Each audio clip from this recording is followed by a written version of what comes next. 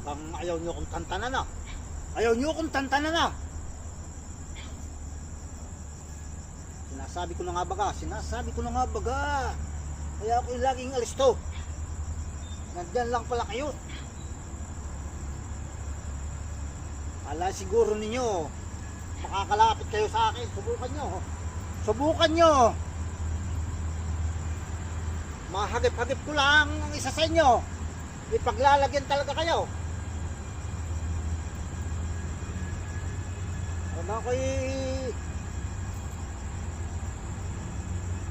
Talagang ako'y inyong tinanggigigil. Lagi na kayong istorbo sa aking daanan. Palagi na lang kayong nakaharang sa aking dadaanan. Mamalat ako ngayon, kaya ako hindi mo ngayon makapagsalita ng maganda sa inyo. Ako'y nakikiusap na sa inyo. Huwag naman kayong laging mangharang sa akin. Hindi ba talaga niyo ako kilala?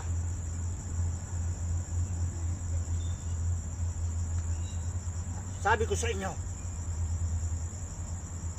huwag ako. Dahil ako'y naka-alerto.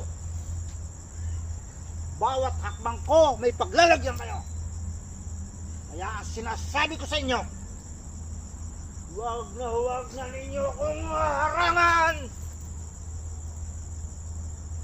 Dahil ako'y nanggigigil sa mga kagaya ninyong mga harang. Bakit ba ugali ninyo ng mga rusunada at mangharang ng mga kagaya ko? Kaya ipakita nyo ang galing nyo at ipakikita ko naman ang aking galing. Dito magkakaintindihan at ninyong malalaman na ako ay hindi traidor na tao. Dahil ako ay sadyang lalaban at sasalagin ko ang mga atake ninyo. Nasabi ko sa inyo, kung hindi ba kayo matatakot,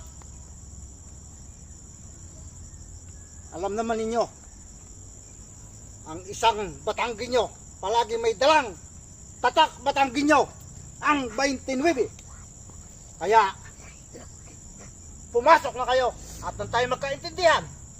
Tingnan natin kung kayo ay talagang matatapang ay magkaintindihan. Ang unang papasok, alam na ninyo inyong kalalagyan. Siyempre, siya ang unang tatamaan.